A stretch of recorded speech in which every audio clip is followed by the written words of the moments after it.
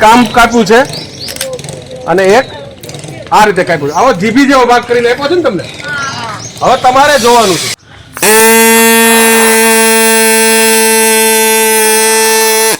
ચાલો, શું થયું? શું થયું? આ શું કામ વાગે છે? કોણ અવલોકન કરીને કે છે વાગે છે? શું કામ વાગે છે? શું કામ?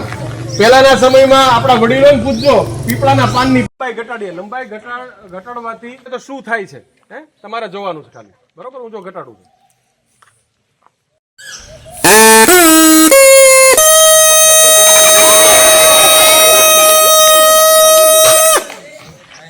બરોબર છે?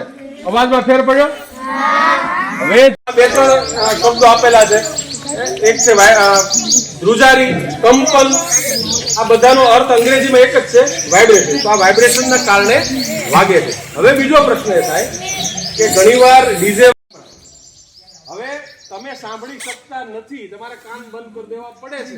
તેની પાછળનું કારણ એ